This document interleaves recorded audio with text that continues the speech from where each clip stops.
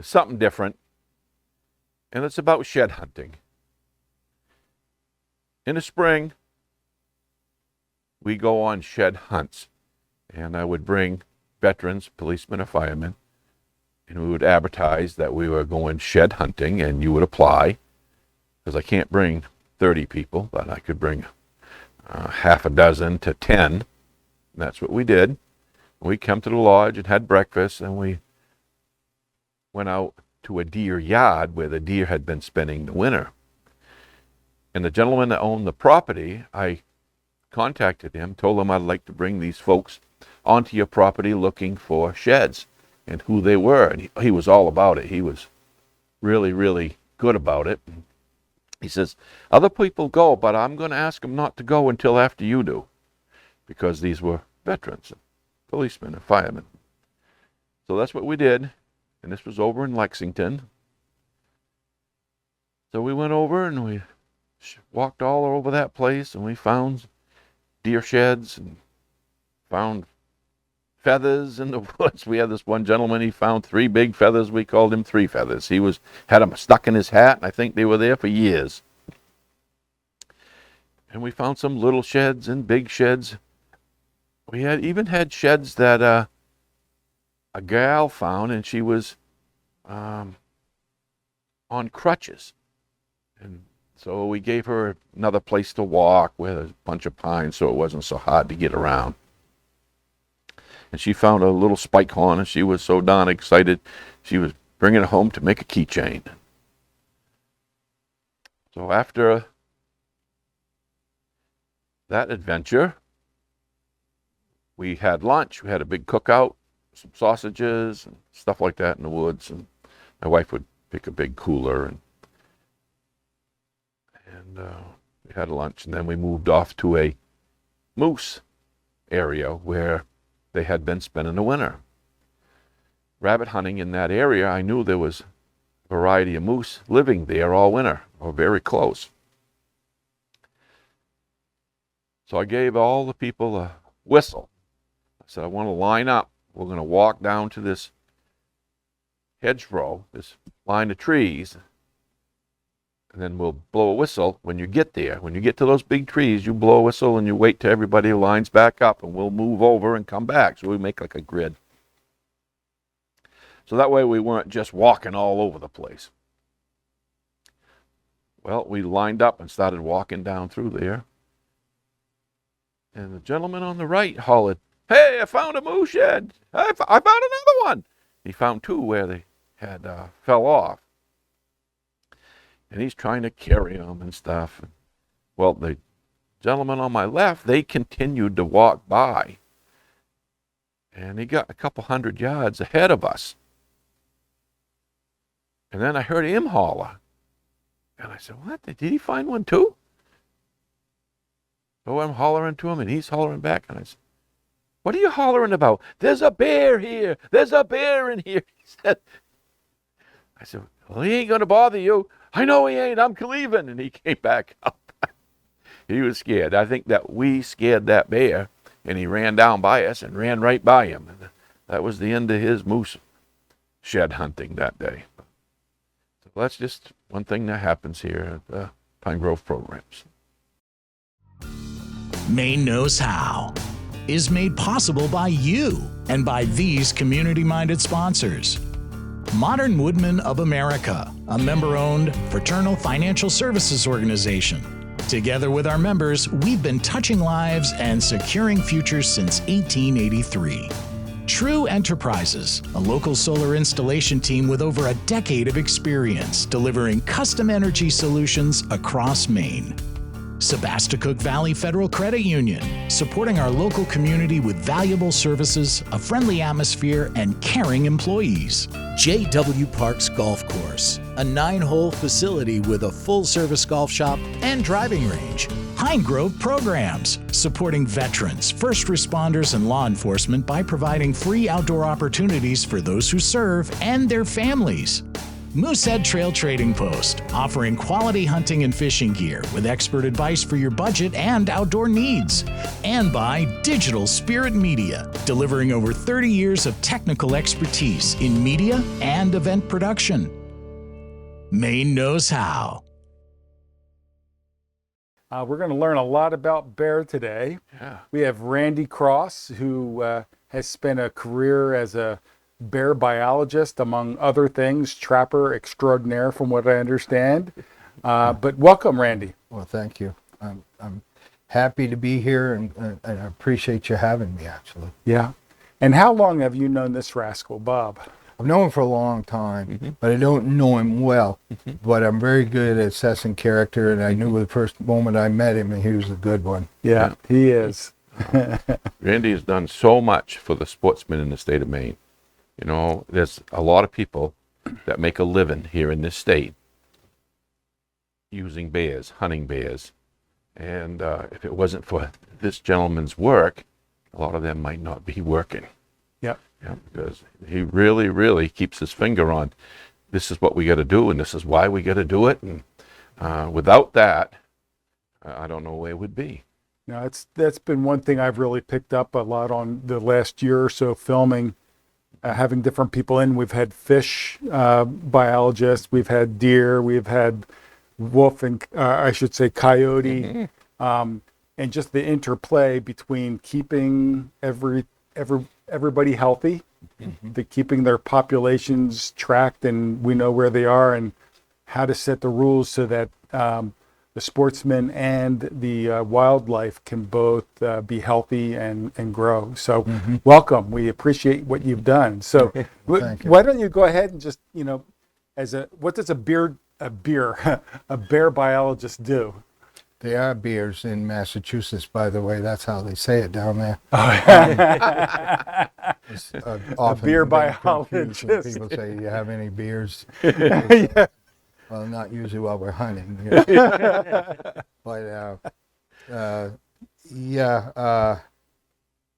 was a field biologist, so I didn't spend a lot of time cranking the numbers on the computer and their, population modeling and so forth. I spent time collecting the information that goes into the computer. And, the very simplest way to describe my 40-year career was that and this is really simplifying it, but I was counting cubs and counting yearlings, and that's a $100,000 question. And if you know how many cubs are being born, and more importantly, how many of those cubs live to be 1 year old, Okay. then you can balance that against your harvest, which we have a good handle on the harvest because bears are required to be registered. And so you balance those two out, and your population should be nearly stable. And that's has been the goal for a long, long time. And so we're lucky that I'm not sure how well we've succeeded, but we're lucky that we haven't exceeded the cultural carrying capacity for bears, because if you don't need to let bears go all the way to carrying capacity, biological carrying capacity. You just, if you let them go to the point that the public's like, we don't want this much nuisance problems. Right. Right. New Hampshire got there, Yeah. and I knew they'd get there. I knew they were going there, but they don't ask me what they should do down there. But I say down there, it's probably really more over there. Over there, yeah. Yeah, but they export a lot of bears to Maine for a long time. So a lot of our range expansion came from the high abundance of bear just over the border in New Hampshire. Because like when I started in the early 80s, there weren't many bears over in that southwestern portion of Maine, but now there are quite a few, and there are people that are actively hunting them in a commercial way now, pretty far down, almost to the coast. So New Hampshire has a very limited bear hunt, or no bear hunt at all? Oh, it was. Historically, it took some time to get there. They're stepping up their harvest rate. Right. Yeah. Yeah, I was happy to see that actually. Their problems with bears got to a point that I don't think. I'm done talking about New Hampshire. Don't ask me about Maine. I'm from Maine. Yeah. I know the biologist that was working down there for a long time. Yeah. He was doing the best he could with what he had to work with. Sure. He didn't have what we have to work with. Yeah. Most states don't actually. We have the best program of the whole East Coast, probably the whole country. So we have black bear Yeah. in Maine. We don't have grizzlies, thank goodness. But what can you tell me about the black bear? Well, I don't know where to start, but And they don't confront humans very often. in Maine, and there's a reason for that. We have persecuted bears for over 300 years in a big way. Yeah. So our bears behave really well. And I went through 2 periods of my career that I would just as soon not have had to do. That was 2004. I know Bob knows what I'm talking about. And 2014. We had to defend our bear hunt both those years Yeah. in a Big time. public voting arena. It's not a good place. It's not a good place to decide how to manage your wildlife. Yep. We prevailed, but had we not, we wouldn't be in a very good place right now. Either one. I mean, 12 years after 2014, we'd be in serious. It would be a very, very different picture as far as coexisting with bears. And There'd be an overabundance of bear. Is that yeah, for sure. I mean, Oh, wow. you could. That's what I'm talking about. Yeah. Cultural capacity, carrying capacity is different. How much will the public put up with? I see. You know, how many pet dogs and Garbage. livestock and crop damage and all those things before the public says enough's enough. Right. The public deals with a lot of problems right now with bears and nuisance problems, but it's close to the level of what they're used to. And what we expect in Maine for behavior from bears is we have a lot higher bar than most states, because most states have more bears. They hunt them less in different ways, which is less selective and creates behavior problems basically. Although, we get accused of teaching bears to eat human food and causing problems. It really doesn't work that way. The opposite is true, because what happens is every fall we remove all the most aggressive, bold, and least cautious, you might say. I mean, there's a lot of different descriptions, but they fail the test. They get taken out of the population. So, and we take 3,000 of those losers every year. So the ones who pass that test live a long time, have a lot of cubs, teach the cubs to avoid humans. Right. So we call it human avoidance behavior. And when that human avoidance behavior is high enough, you have very few nuisance problems most years. Yeah. And we have a population effect on those bears by doing that. And just for an example, and a lot of our listeners would know about this, down home where I grew up in Waldo County, you don't drive around, hop out, load your gun, and shoot birds in the road or on the ditch. But that's the same species that you go up north, and that's exactly how you do it. Right. But down home, the only birds that are left, the progeny, their ancestors, if they weren't jumpy and get out of the road, they didn't survive and have any more eggs and have any more chicks. And so that's a really good example of what sportsmen would know, that's a behavioral change that was imprinted on those birds by removing the ones that didn't act that way year after year after year. We do the same thing with bears. That reminds me of the moose. Same. The same thing with Yeah. the moose. Yeah. For people who are familiar with Right. the moose from the 80s and 90s, we had more moose then, but they also We're quite dumb. Didn't quite know what was going on. Right. Most of, and it's not like we're teaching individual moose, but you're getting a population effect by removing moose that don't act this way. I see. And it's hard for people to wrap their head around, but because individual moose, and some moose do have experiences that teach them. Maybe a bad shot that winged them, nicked them, or maybe even, because moose are more intelligent than people think. I'm going to stop talking about moose too. I'm a bear biologist, but and I easily get distracted, so I'll get. So on that. with the bear, so with in September when we have our bear hunt, we have our sites out there. We're putting out the baits and whatnot. There are some bear that won't go to a bait site just because they're gonna avoid it. Exactly. So it's really the rowdy teenager that I know what's best, and I'm not going to listen to you, mom and dad.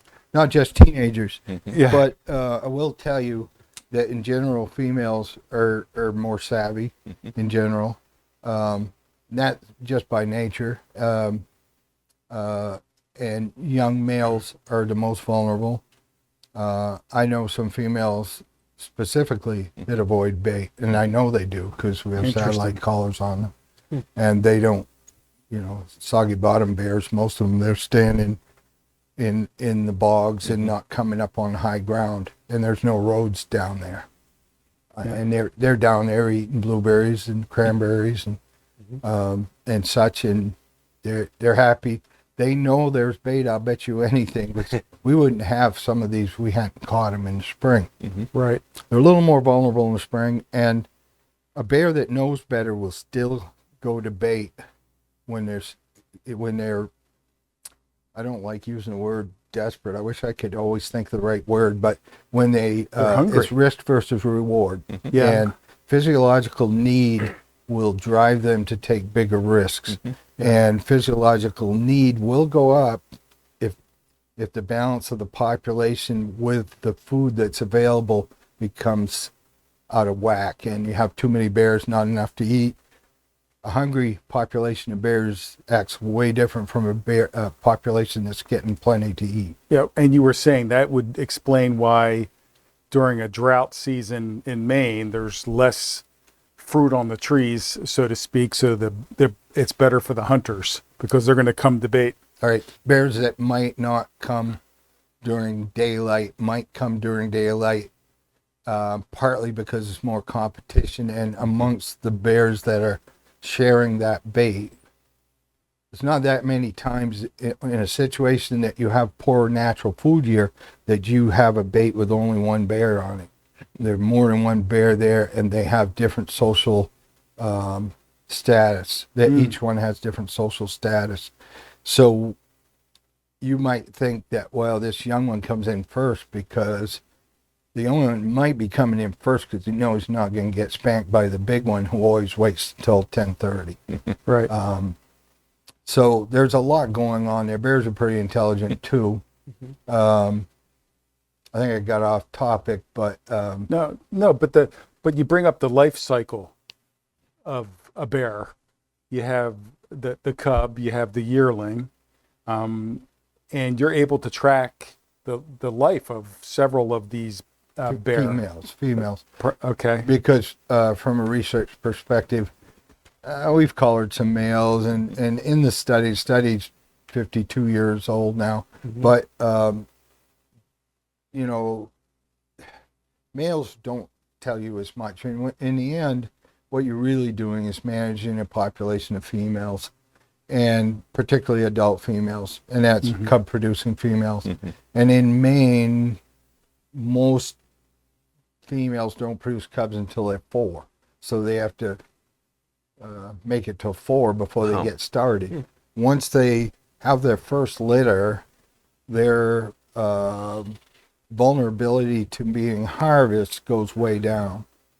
It goes way down because they have cubs with them every other year, and nobody shoots bears with cubs. So So that's 50% right there. So they'll only have cubs every other year. yeah. Interesting. And their years of cub production for until how old? Well, anywhere from about 23 to 20. The oldest we've seen is 25. 25 years? 25 years old, yes. Wow. Yeah. But there could be some bears produce cubs at an older age. We haven't seen a lot of bears over 25. Right. That's a lot of wars to get through. Yeah. And somewhere in there, if you think back 25 years, somewhere in there, there's a lot of times becomes a harder year. The other where the bear does something that wouldn't do normally, or it gets thrown a curveball where it's never been chased with dogs before, and coming in at 3 o'clock in the morning always worked. Right. And then they got chased with dogs, and that was the end, because now they're 21 years old. They're a decent sized bear.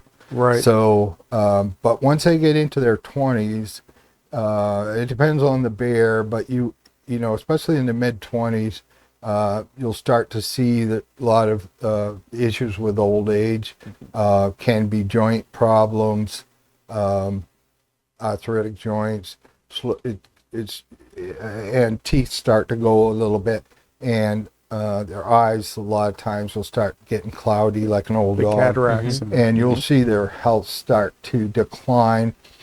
And as their health declines, they can't move around as well, can't see as well. Now their physiological need is increasing, so that balance, risk versus reward, the reward seems a lot more Right. important. And you'll see bears, especially in their late 20s, do something you're like, she knew better than that. Right.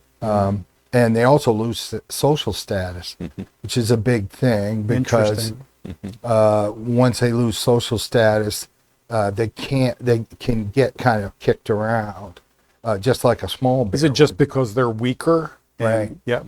And so when they're in their prime, which most of our bears, it depends on which part of the state you're talking about, but they're going to hit their physical maximum at around 8 to 10 years usually. Okay. And from there to about 20 years old, before they start declining, they're at their best physically, and especially if they have cubs with them, nobody's going to mess with them, because kind of crazy. They got prolactin going, and so they can push a pretty big bear around when they've got cubs, because they're crazy.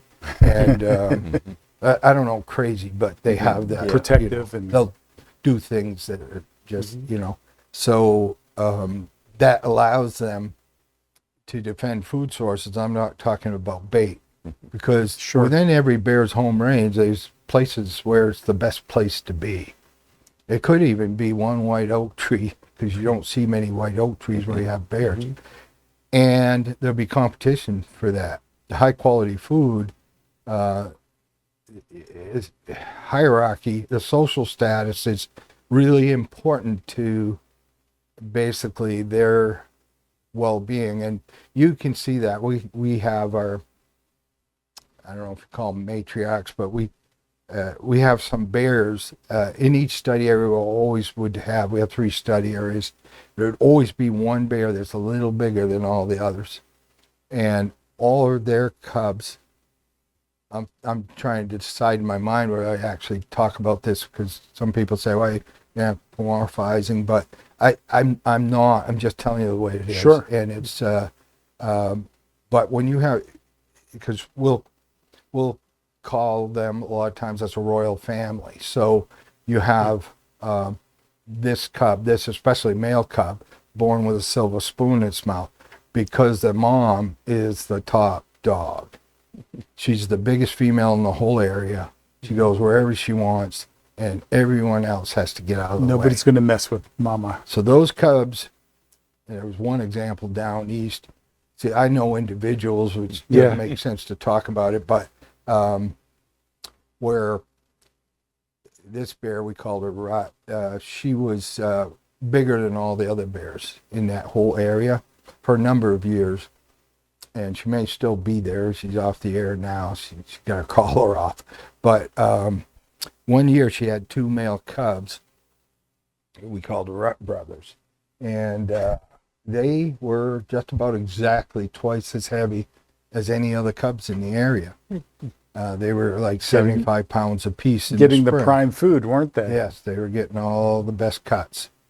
Interesting. And they thought they had the world by the tail, and they did while they were with their mother. and that second year, when they're about 16 months old, and they're out on their own, they're still pretty chippy. Males can be that way anyway.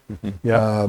In the human species, we do a lot of stupid things. It's a wonder any of us are still here. Maybe why. Particularly Bob. I've heard some of the things Bob has done. I'm sure of it. And unfortunately, in some ways, males have a higher mortality rate from the moment they're born, really. Yep. I shouldn't say from the moment they leave the den with the mom, Yep. which would be around the 1st of April, in northern Maine, closer to the middle of April. But, yeah, they don't pay attention as well to the mom. Older prime-age moms have a lot more control over their cubs. And have very high success raising cubs. First-time mothers have very low success raising cubs. And that's not just because they're physically smaller, they are, but it's also because they don't have the same experience, they don't have the same social status, and now you understand the importance of social status. I don't think I should talk about that anymore, because I don't know how long the show is, but I don't want to just talk about that. So you mentioned before, though, that it's you study a lot more. It's more, you learn more about the bear population studying the female bear. Totally. Yeah. And why is that? Just for production. I mean, really, all that effort that we do is to, it's very simple, is to estimate recruitment. And recruitment, as you might guess, I mean, it's a scientific term, but that's recruiting animals into the population. We don't count cubs as part of recruitment, and really shouldn't, because cub survival can be down below 40% or up above 90%.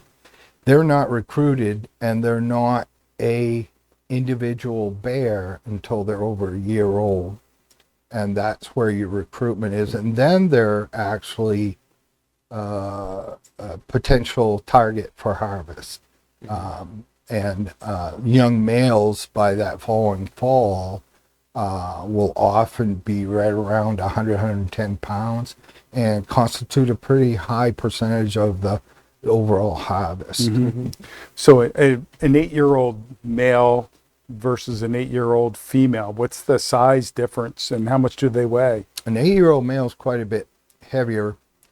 Unfortunately, I try to be too truthful, so every instead of just throwing numbers out, like every question almost always is what part of the state are you talking about? In your experience, they grow nearly twice as fast in part of the state as other parts of the state. Really? So so that question is a loaded question. I could say, males at 8 years old are about twice as big as a female. In general, they're going to be up around 300. But in some portions of the state, they're going to be bigger, and other portions lighter. In far northern Maine, an 8-year-old could easily be 260. And it'd be a very impressive bear, very rugged. Their feeding season is shorter. Their menu is way shorter. They don't have too many choices. If raspberries fail one year, their fallback is ants and eggs. It's not easy. It's not raspberries. And so the reason why they eat raspberries for a month is because that is the best food available on the landscape for that entire month. It's not because they like raspberries. If they know what's good for them, that is what gives them the most calories for the least calorie output. Right. And that's basically what bears are expert. That's what they're expert. So what would their diet through a season look like? it's unbelievably underestimated how important green vegetative matter is. They eat greens for 2 months. If it goes dry during those 2 months, those greens will harden up and become less digestible to a point where they're almost undigestible. And the bears are not getting any value from it. And I'll get back to the seasonal thing. But in contrast, if you get a period of rain at the right time, there will be a spurt of new growth. And those greens, and I'm trying to be really general there, but a lot of it is sedge that grows in the wetlands. That sedge becomes very digestible again and very high quality food.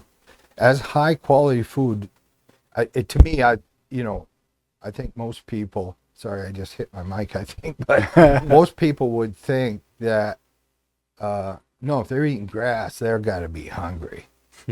And sometimes they could be hungry eating because grass is the best that there is, and it's not that good. But there are other times that grass is very good.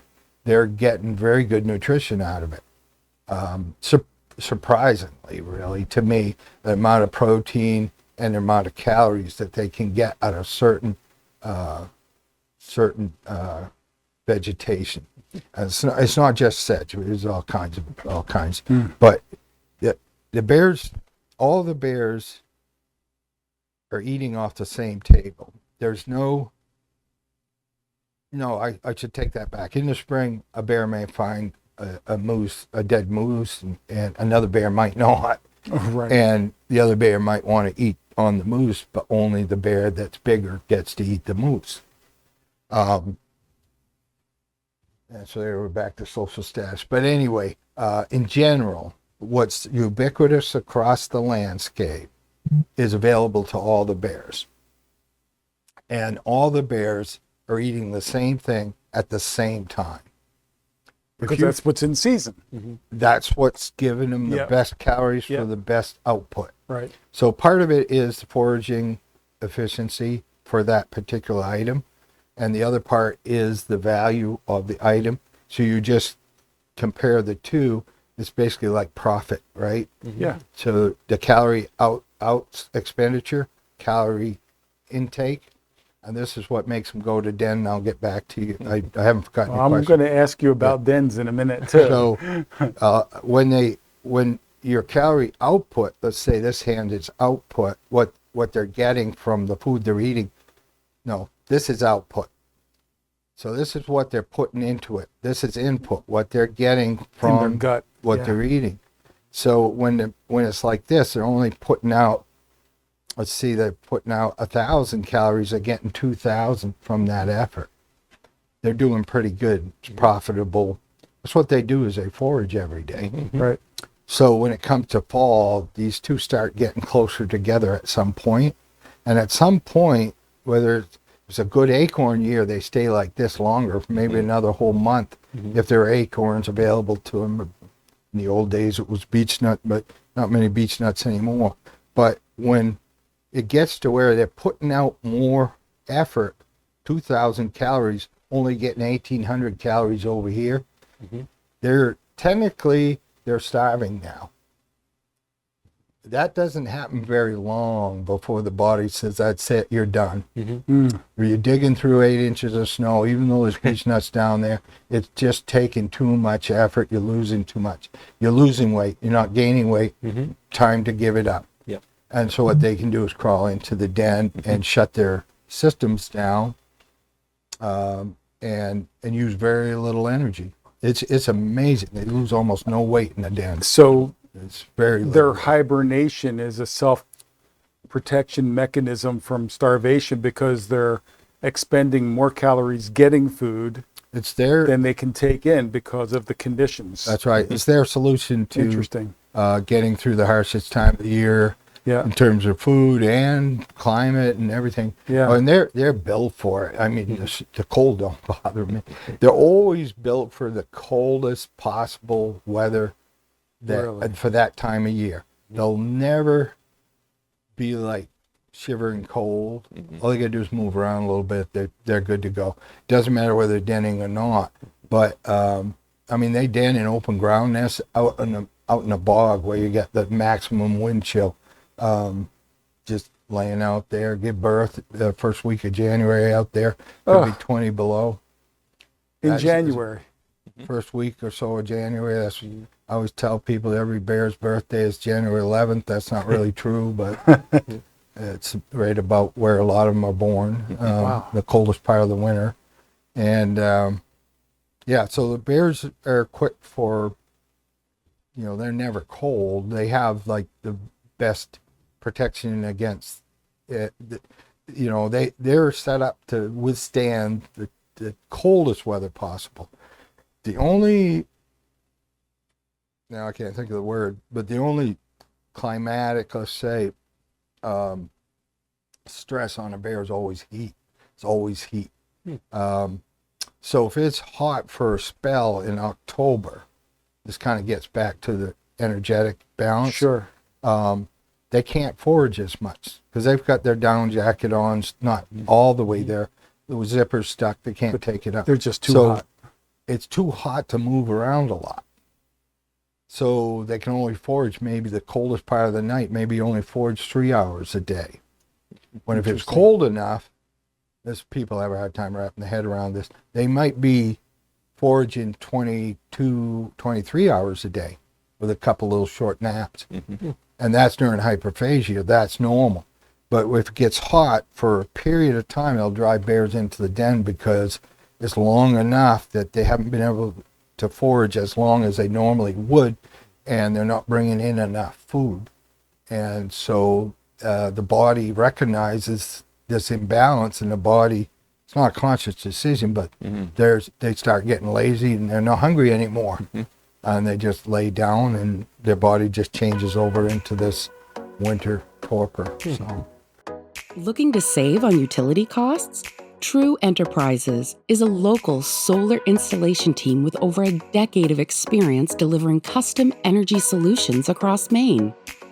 Whether you're powering a home, business, or large-scale project, True handles everything, from design and installation to long-term support. They make the process simple and the results reliable. Call today for a free estimate or visit. They don't need shelter in the winter. Okay. About a third of our two southern study areas, one's right around Old Town, actually from Howland down to Old Town and west of the interstate there over towards Bradford. That's one study area, not very far north of Bangor. We have a study area about an hour east of Bangor, over either side of Big Machias Lake, basically between the Narragansett River and the Machias River. And we have a study area west of Ashland, about 25 miles west of Ashland. Those two southern study areas, about a third of the bears have absolutely zero cover. They Really? just put a bird's nest on the ground and lay down. And they choose that. Huh. And the bears that choose ground nests, we call them ground nests, it's usually den type is consistent with bears. If they're a ground nester, they're a ground nester, and you can go to them for 30 years and they're a ground nest every year. There are some bears that will go in a cavity when they have cubs and ground nest with yearlings, because they'll have cubs 1 year and those cubs will be with them as year-olds. We call them yearlings. And so some bears will do that, alternate between shelter and no shelter. Young bears tend to choose shelter, and I think that's an evolutionary thing because, well, they still have to worry about a big bear getting out before they do and finding them. And so it's very common, especially in northern Maine, for a 2-year-old bear first den on their own. And 2-year-old female up there typically weighs only about 60 pounds. So they're even vulnerable to coyotes, potentially. But evolutionarily or historically, they had to worry about wolves or whatever we had here for a wolf, which probably not a lot different than coyotes, but probably a little bit bigger, and more likely to be more numbers.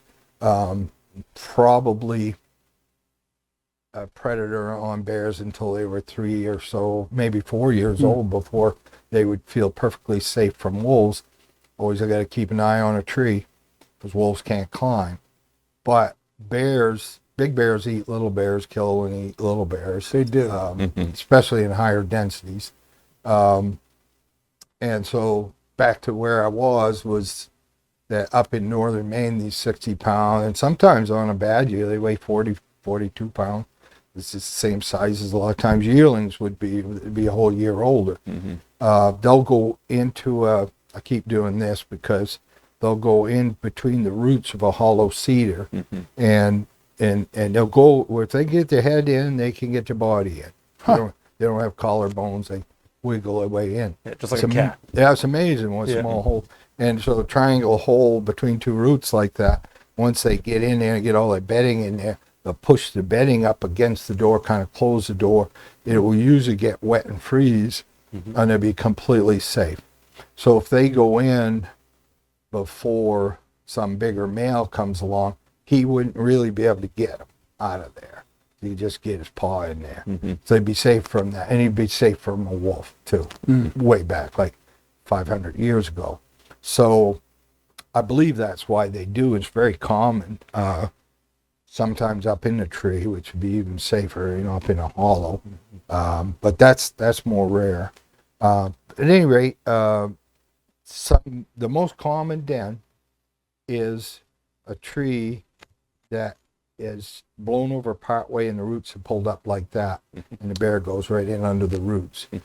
Also, the most common cavity in a bear's home range is probably thousands of those. Look around for, we call them leaners. Look around for leaners. So when we get in close to a den, we know we're close because we can tell the signal strength. So from the signal strength, we know the bear's right here. It's very common to be looking around and say there's a leaner there, leaner there, leaner there. There's leaners all the time. Blowdowns that only go down part way.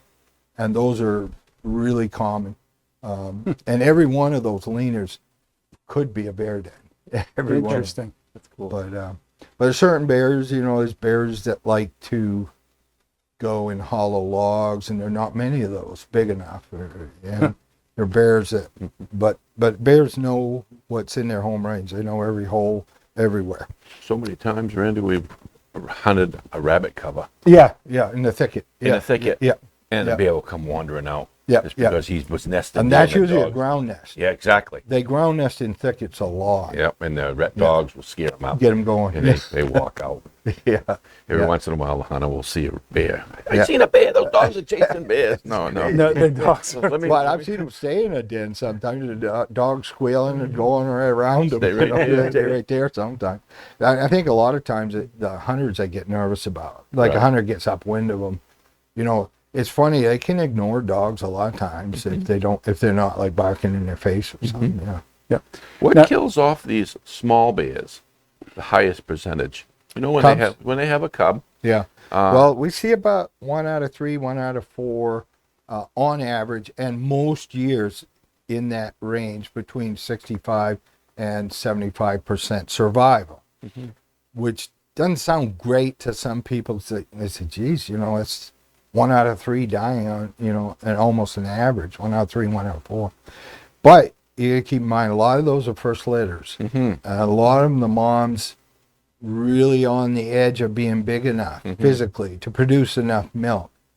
And then if she has a hard spring, say it dries up quick in the spring, that's hard on all the bears. But when you have a young bear like that, there's no way those cubs are going to make it on a hard year. No. A lot of, if we just looked at first litters, that percentage would be way higher as far as the mortality goes. Let me tell you, I will tell you this because I tell everybody that's been around me long enough's heard all this stuff. But when a coyote kills a cub, and we sometimes see yearlings that get killed by coyotes because we have collars on yearlings. We don't have collars on cubs, so we can't go look and see what killed it. But we also know that when cubs aren't getting enough milk early on, they get skinny, they get weak, have a hard time keeping up with the mom. Maybe it's usually just one cub. If I had the right picture, I could show you a picture of one that I can say that cub's not going to make it. You want to hear more? Be sure to tune in to our next episode of Maine Knows How with Randy Cross and the Maine Black Bear.